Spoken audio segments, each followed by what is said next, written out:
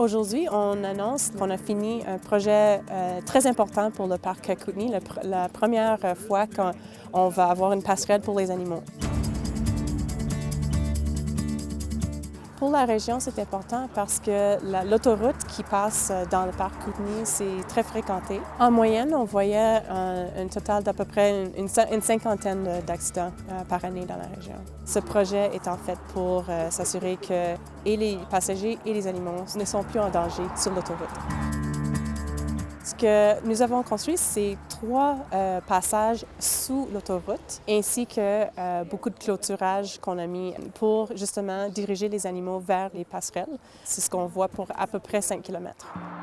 Ça fait depuis à peu près 20 ans que dans le parc national Banff qu'on a eu ce genre de structure en place. Et ce que nous savons, c'est que nous avons réduit par à peu près 80 % le nombre d'accidents sur l'autoroute transcanadienne.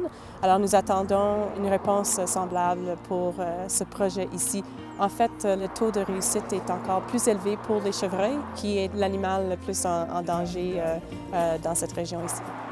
On a appris justement par l'expérience à Banff que parfois quand les animaux se font prendre par la clôture puis qu'ils se trouvent sur le mauvais côté de la clôture, que parfois il n'y a pas façon pour eux d'évader l'autoroute. Alors ce qu'on a construit ici, c'est en effet un genre de sortie d'urgence pour ces animaux-là pour qu'ils puissent redescendre de l'autoroute, mais ils ne peuvent pas facilement retrouver l'autoroute.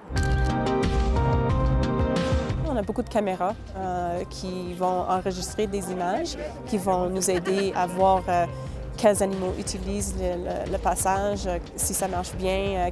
Nous savons qu'il y a certains animaux qui vont certainement les utiliser comme les chevreuils, mais on est très curieux de voir aussi quelles autres sortes d'animaux vont prendre avantage, puis combien de temps ça va leur prendre à apprendre la nouvelle route.